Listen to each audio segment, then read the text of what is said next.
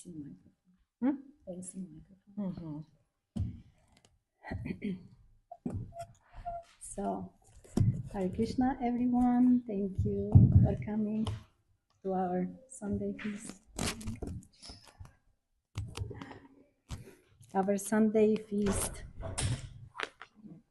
Bhagavad Gita, nectar, and something more. I'm bringing a little bit of surprise. Yes. So, stay with me.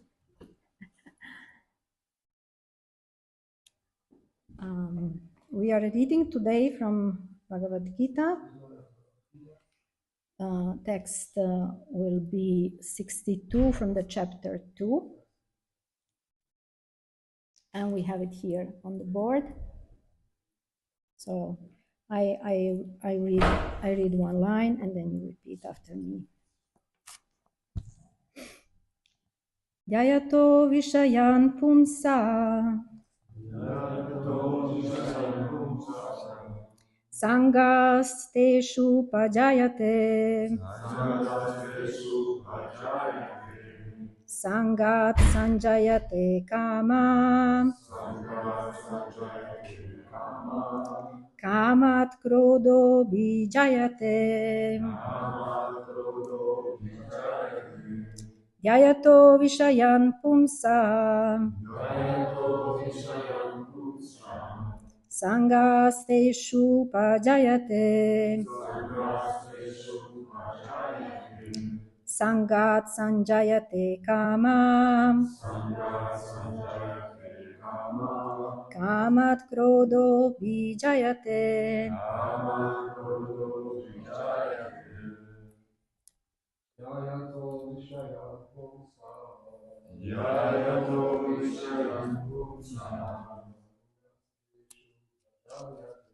Sangasteshu pajayate Sangat sanjayate kama Kamat krodho bijayate Yayato vishayan pumsa Sangasteshu pajayate Sangat sanjayate kama Kamat krodho bijayate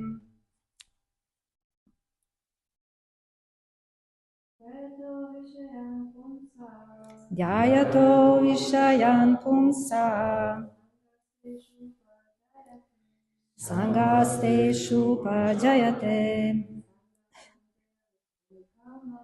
Sangat sanjayate kama Kamat krodho bijayate. So the translation of this verse is: while contemplating the objects of the senses, a person develops attachment for them, and from such attachment, lust develops, and from lust, anger arises. Purport by His Divine Grace, Srila Prabhupada. One who is not Krishna conscious is subject to material desires while contemplating the objects of the senses. The senses require real engagements, and if they are not engaged in the transcendental loving service of the Lord, they will certainly seek engagement in the service of materialism. In the material world, everyone, including Lord Shiva and Lord Brahma, to say nothing of other demigods in the heavenly planets, is subjected to the influence of sense objects.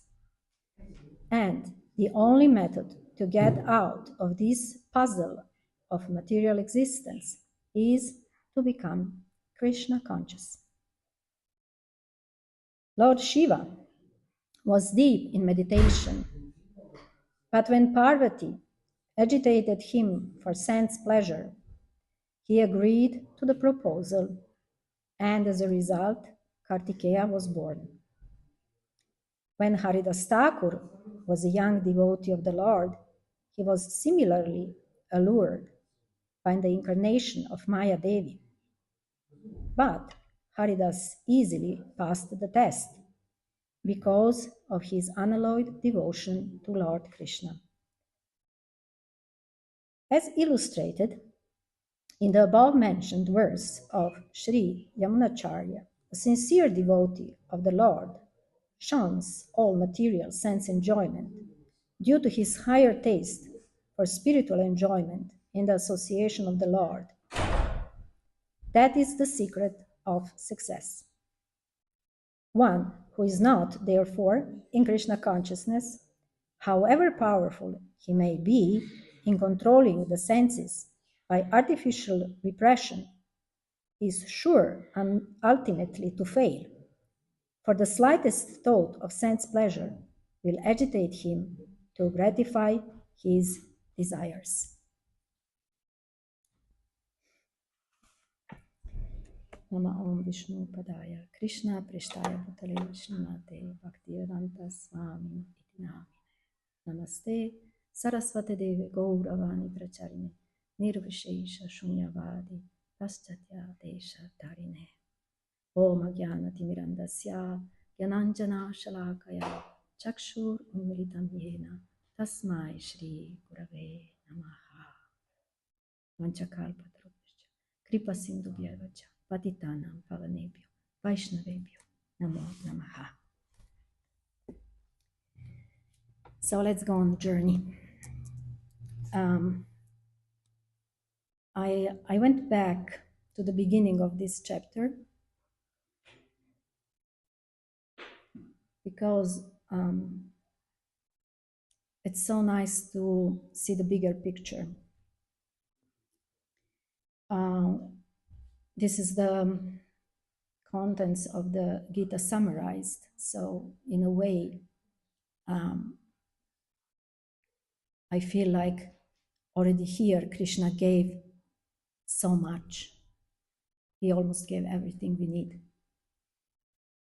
If you go verse by verse, he is giving Arjuna the basic knowledge, so to say, but also when you come to the end, to the 72nd verse, in this chapter, 72 verses, you kind of have already all what you need.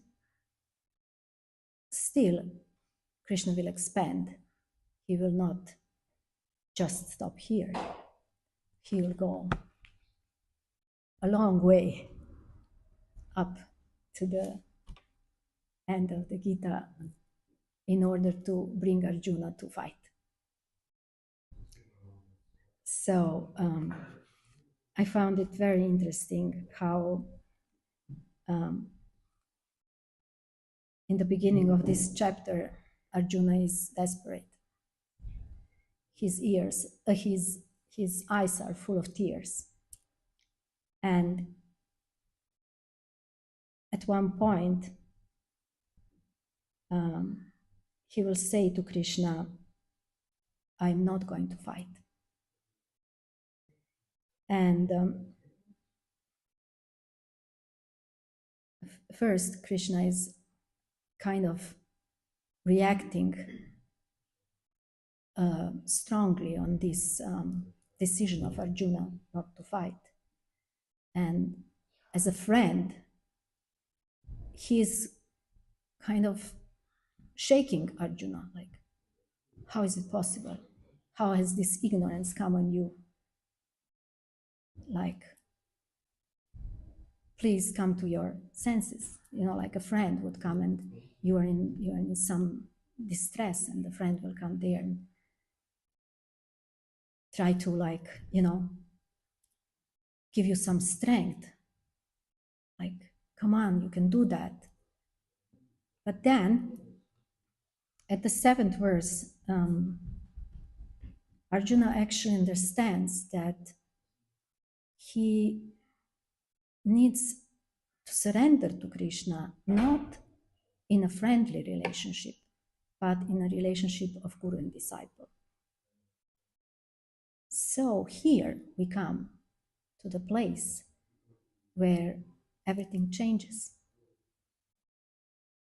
Someone who has been with Arjuna, always a friend, and very caring, loving friend, now takes the position of a teacher. And a teacher has the, a different way to come to your heart. So many times, teacher needs to be strong. Someone who wants to teach needs to be sharp.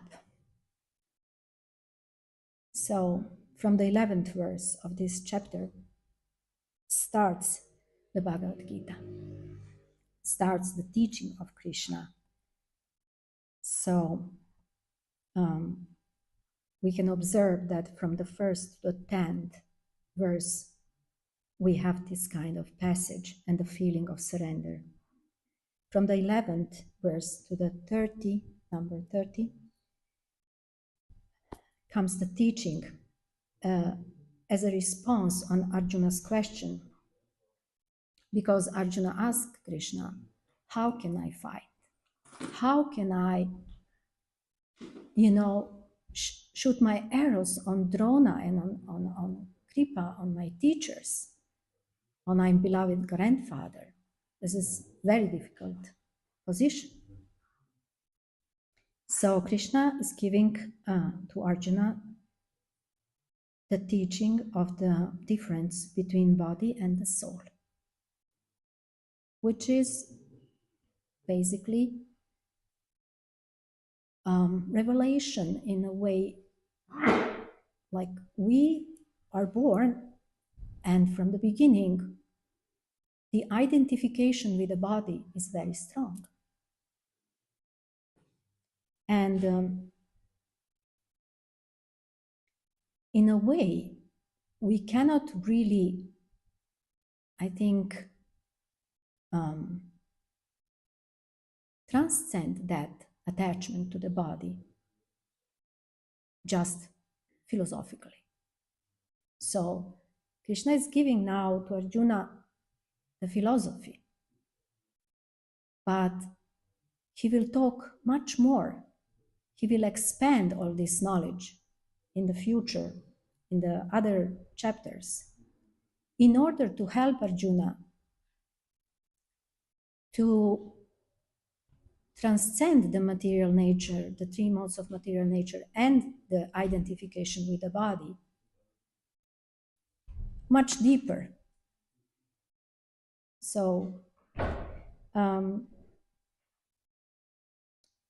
afterwards, from the 31st to the 38th verse of this chapter, Krishna will be answering the other questions of Arjuna, like how to avoid reactions from karma. Like if I kill my relatives, I will get reactions. We all know the law of karma, the action and reaction. And the other question was, how will I ever enjoy the kingdom when I have this consciousness that in order to enjoy the kingdom, I had to kill so many people? And these are very, very difficult questions.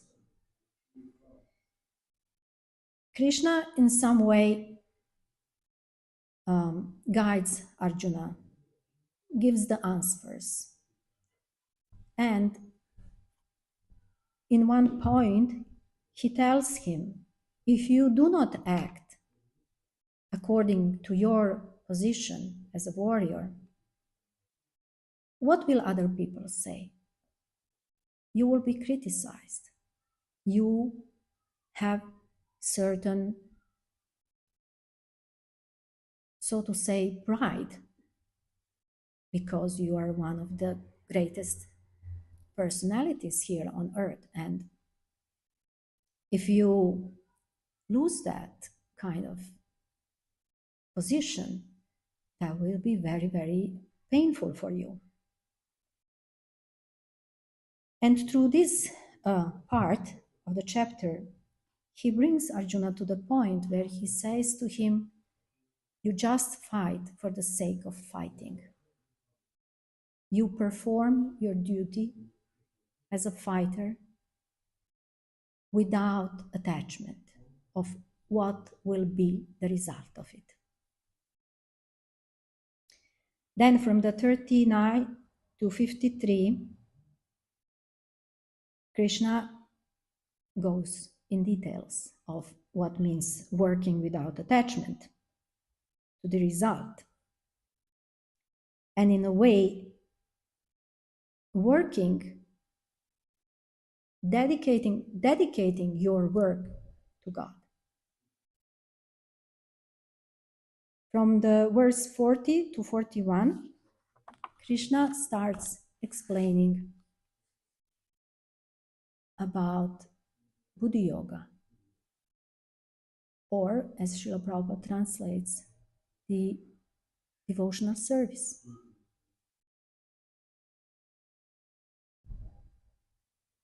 And Krishna is asking Arjuna to rise above so many things, like the flowery language of the Vedas,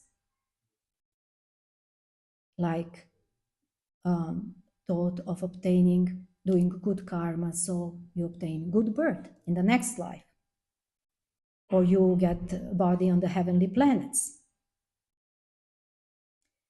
or attain some power. Krishna even says power. Just leave all this and transcend the three modes of material nature. Because only if you transcend those three modes, you will become free from anxiety for gain and safety, and be established in the real self. So, I wanted to read you a small portion, or actually I first wanted to read a small portion, but then I realized how important is that purport. This is the purport on the verse number 50. Srila Prabhupada writes, since time immemorial, each living entity has accumulated the various reactions of his good and bad work. As such, he is continuously ignorant of his real constitutional position. Now comes the important part. Pay attention. One's ignorance can be removed by the instruction of the Bhagavad Gita, which teaches one to surrender unto Lord Shri Krishna in all respects and become liberated from the chained victimization of action and reaction, birth after birth. Arjuna is therefore advised to act in Krishna consciousness, the purifying process of resultant action. So here comes that important word, victimization. It's so easy to blame God, to blame material nature, and to be in a victim place. But we know that that's not the solution. We are looking for the real exit from the material world. And that's why the highest perfection of self-realization is to understand that one is eternally the servitor of Krishna.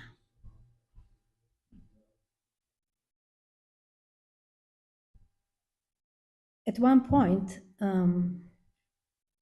Krishna is mentioning then who is actually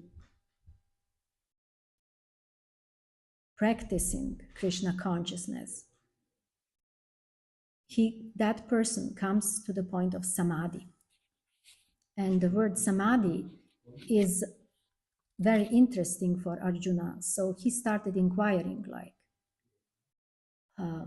how does that person look? What is his behavior? What is his way of living life? Like, how does he walk? How does he talk? How does he, stay a part of this world, but in another way lives in another world? That is the position of the real devotee who has understood the path and have come to the realization.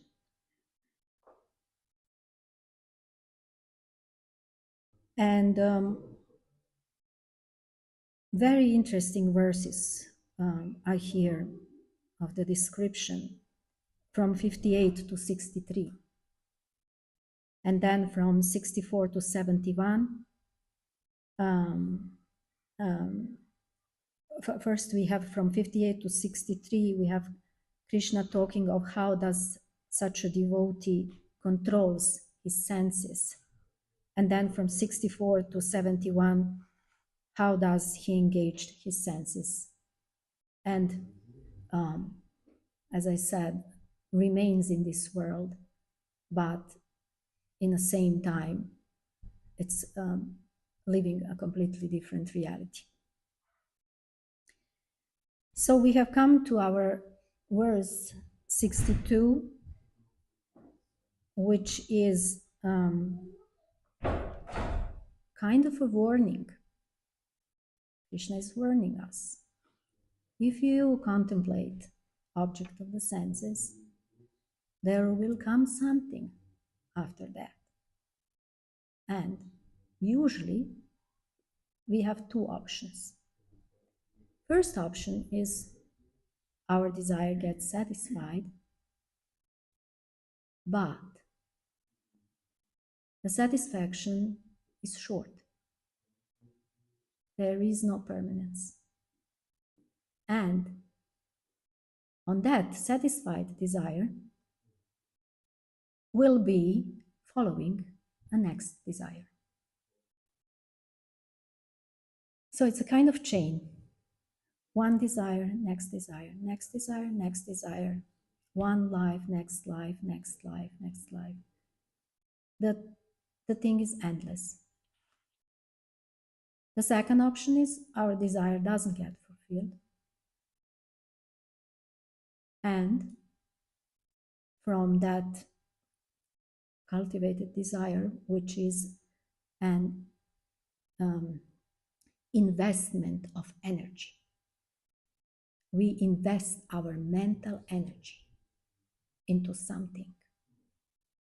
Once the energy is invested, it cannot be dissolved. Something has to happen to that energy. Energy can only be transformed. So that energy will, if we cannot get the object of the senses, be transformed in lust and then in anger. And where do we go with that? It's not a funny place to be angry, to be frustrated. We don't want this. We want to be happy.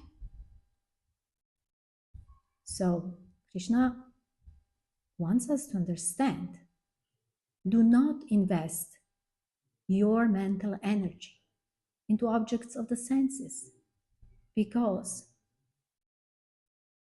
it will have no end and it will frustrate you at one point. So he gives us the solution. If we understand that the only way to reassume our happiness and our satisfaction is to engage in the service and to connect through service with him, then the result will be samadhi. That means a place where there can never be again any frustration. There cannot be any anger. And material desires do not continue. They kind of leave us in peace. So, being engaged in the service as a first thing, observing our mind without judging it too much, raising above to the transcendental platform where we don't identify with them. Krishna gives us a formula of peace and perfection. Once we become engaged with service, we start living in another world.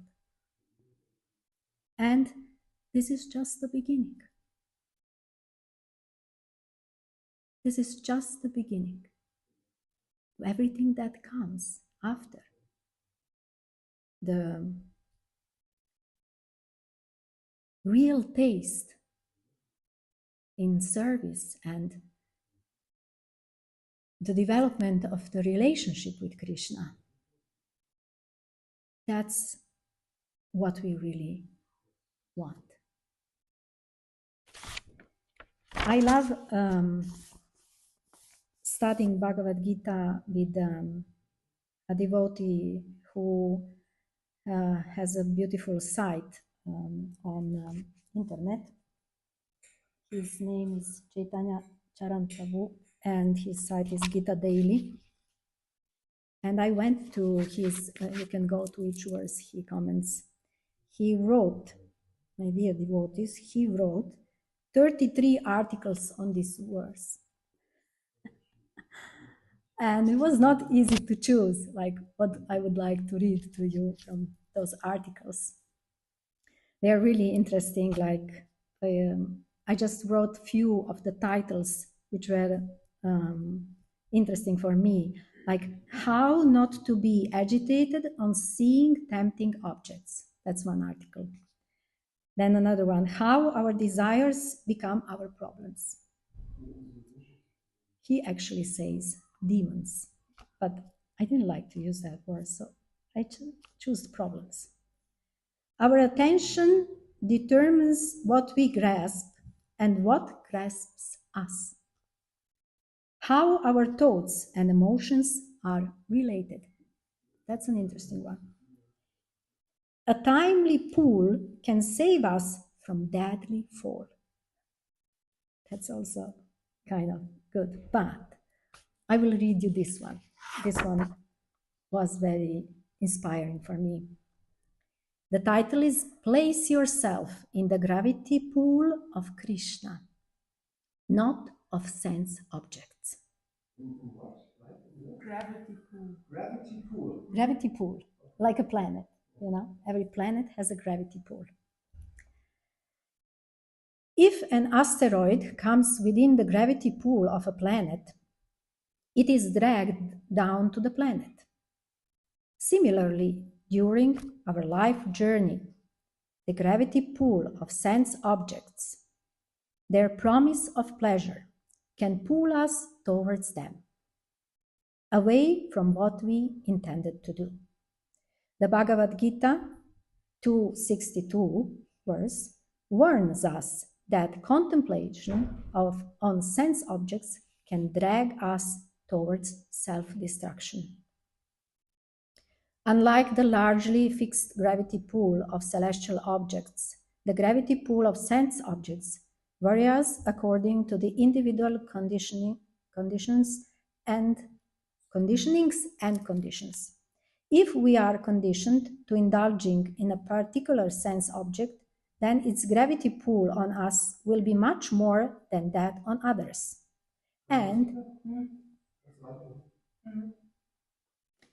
And if we are in a vulnerable emotional condition, such as boredom or anxiety or distress, the sense object's promise of quick relief will allure us more than at other times. Another consequential difference between the two gravity pulls is that the gravity pull of sense objects depends not just on physical proximity, but also on mental proximity. We can get attracted to them not just when we are physically close to them, but also when we keep them close mentally.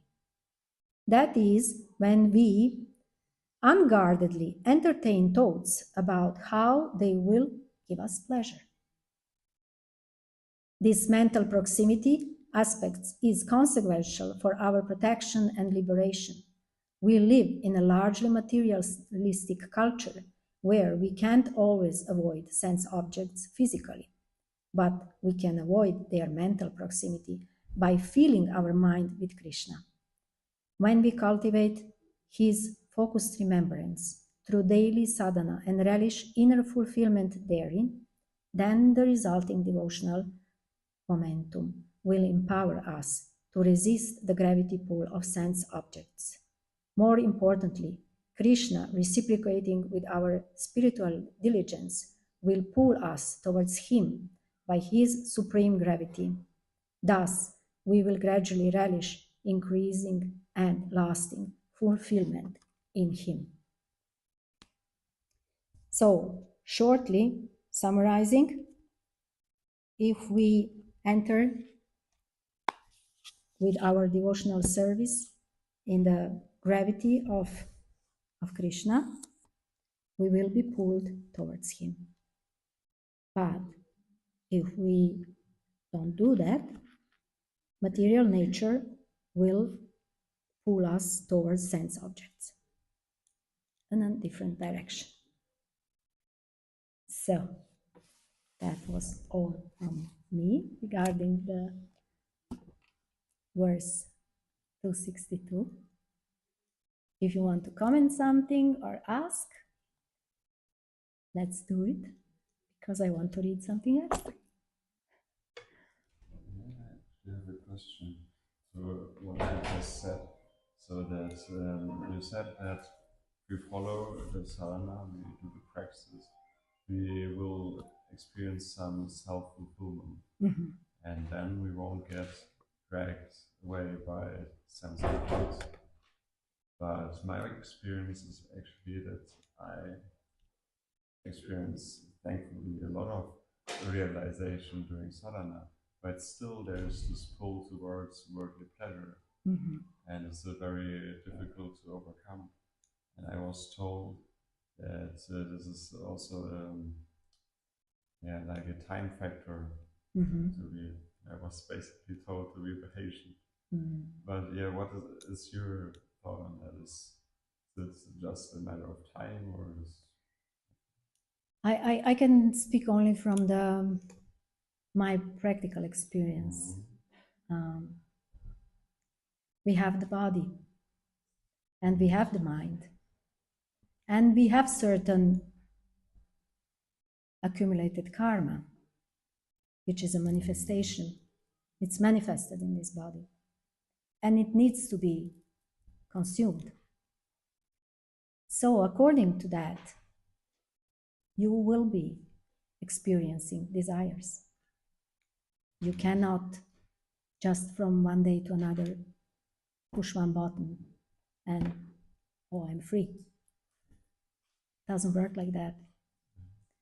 Everything is very gradual in the material world, and it needs patience and tolerance.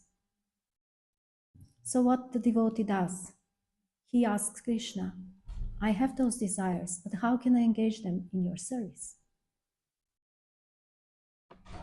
You see, how can, Srila Prabhupada didn't come and tell us, now from today on, you cannot satisfy any of your desires regarding your body.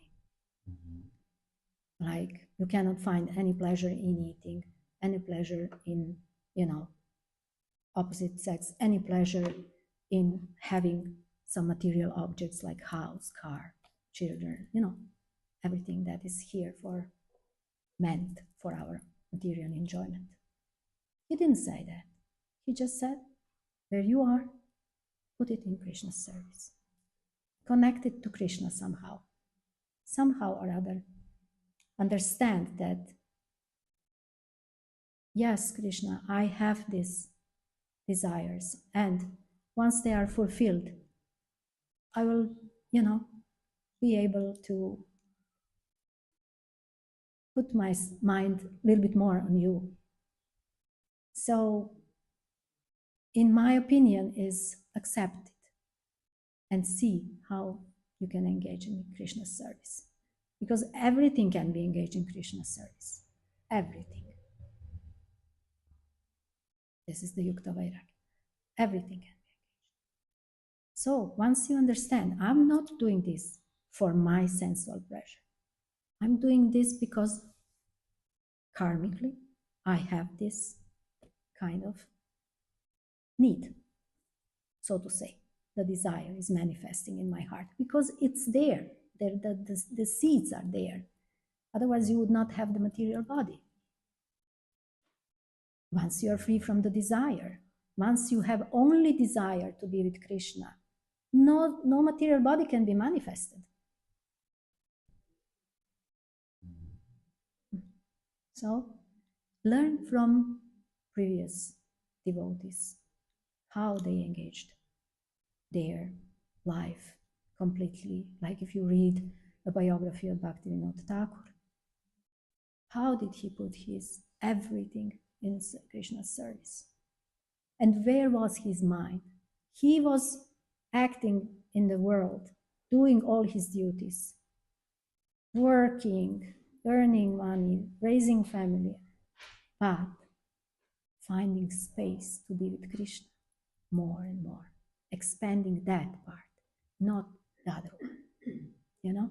The other one, you do what comes, what is needed, and expand the spiritual desire. So that in the point of your leaving the body, the spiritual is so big that if anything is left, it's Krishna just.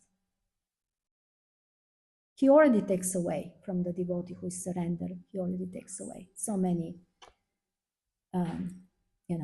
reactions and heavy things that could happen to that person. But once you have turned to Krishna, he's just cleaning, taking away. That is our meditation. We offer to Krishna everything. And I'm going to. My thought is that actually it's not that we don't own nothing. This is not a detachment. Doesn't mean that we don't own nothing, but that nothing owns us. So actually, more than to separate from this world or whatever, we are actually Krishna is inspiring Arjuna to connect, but in the way, like I said, not to get rid of the things, just to get rid of the things that are controlling us. Yes. Yes, that is actually where we need to go. Change the perspective. You see, there is a material conscious perspective in which you want to possess and you want to enjoy. And then there is a spiritual perspective in which you accept and you engage in Krishna's service. And in that way, you can finally arrive to the place of peace. There is no more fight. No more fight with the mind. Mind becomes your best friend. Now, Kamalasita was asking my husband if we would like to give a lecture, either me or him, I give a lecture on Gora Purnima. So you all know there was a Gora Purnima this week. So my husband said, would you like to come? And I said, I come only if I can read Chaitanya Chandramrita from Prabodhananda Saraswati. And he said, okay, I will give the lecture. So he didn't, he didn't let me come and read for you. But Krishna is so kind. So he arranged that I come today and I can read to you something from this wonderful book. I'm like really loving every word in this book. So I'm reading to you quite fastly because we don't want to be late. Chapter 6, which is called "The Author Criticizes Himself for His Wretched Condition."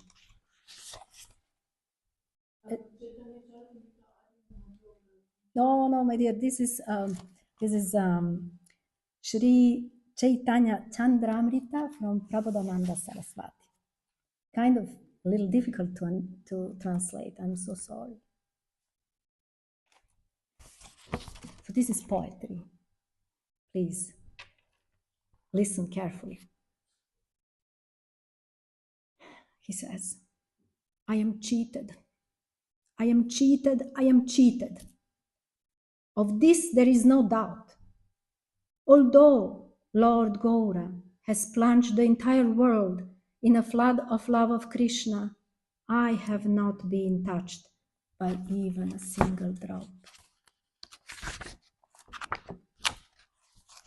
Now that the pollen of Lord Gaura's lotus feet has touched this earth, who, even without trying for it, has not attained the pure love of Krishna, that is the crest jewel of all human endeavors. Alas, alas, because of my great misfortune, only I have not obtained even the slightest trace of the fragrance of that love. Because of this calamity, I say, to hell with my worthless life, to hell with my erudition, to hell with my high place in Varnashrama society. Although the rising ocean of Lord Gaurachandra's mercy has flooded the entire world, I am so unfortunate that not even a single drop has fallen upon me. How has this amazing calamity happened? Now it is the age of Kali. My enemies, the senses, have become very strong. The splendid path of pure devotional service is blocked by millions of brambles. I am weak and agitated. Alas, alas, where can I go? O Lord Chaitanya Chandra, if now you will not give me your mercy, what can I do? Because the wonderful Lord never come before my eyes, and because I never tasted the transcendental nectar of service to his lotus feet, I simply pray to attain the jubilant festival of the association of those great souls, now decorating the world, whose hearts are fixed at Lord Chaitanya's lotus feet. I am tightly bound by the chains of limitless, horrible desires. I am addicted to millions of sins. My mind is filled with pain. Millions of wicked men mislead me. They are not my friends, except for the Lord Gaura, who is my friend in this world. Alas, alas, alas, millions of the seeds of material pious deeds fail to sprout when I try to plant them in the desert of my heart. I shall give up trying to plant them, and with all my heart I shall take shelter of Lord Gaurachandra's feet, which bear the wonderful seed of pure devotional service. Alas, alas, how will the desire creeper of pure devotional service sprout in the desert of my heart? In my heart there is only one hope. I shall call out the name of Lord Chaitanya. Then I shall never again lament. Oh, Lord Chaitanya Chandra, if you place your merciful glance on me, then even though I am a great fool, the wonderful path of pure devotion, which is sought by Shri Shiva, Shukadev, Uddhava, Narada, and other great souls, will not be far away. Where is causeless mercy? Where is wonderful transcendental opulence? Where is love for devotees? O Lord Krishna, where are these virtues present in the same way they are present in your feature as Lord Gaura?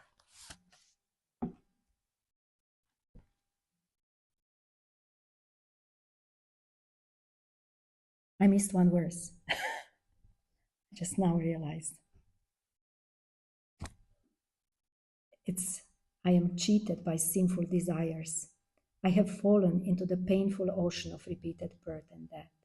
The sharks and the crocodiles of lust and anger are devouring me alive. I have no shelter. O Lord Chaitanya Chandra, please rescue me. Please give me the shelter of your feet. Actually, this is the most important verse in the chapter. And it connects perfectly to what we were talking about. So please pray to Lord Chaitanya, and on all your desires will leave you in peace. And you will desire only one, to serve devotees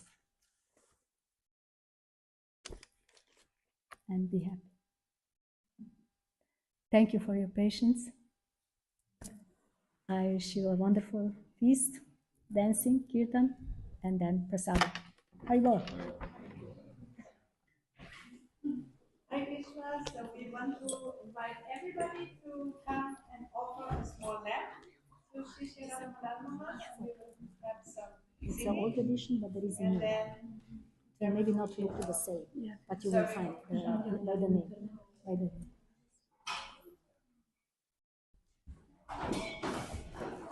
Krishna, Hare Krishna, Krishna Krishna, Hare Hare, Hare Rama, Hare Rama,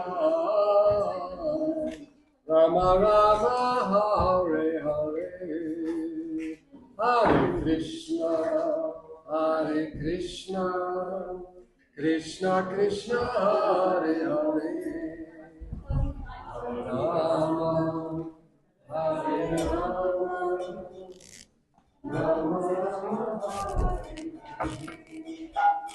Hare Krishna, Hare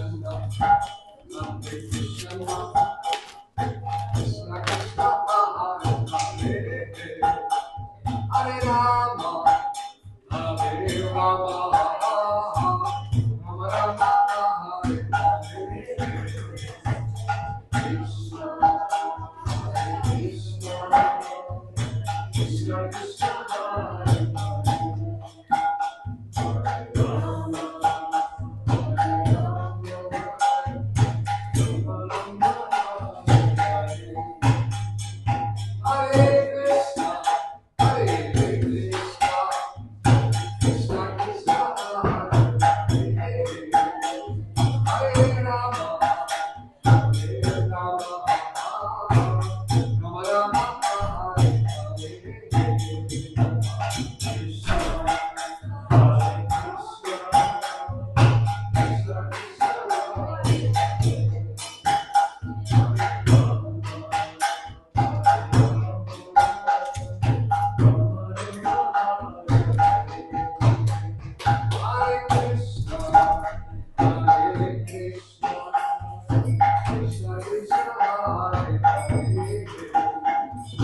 Hare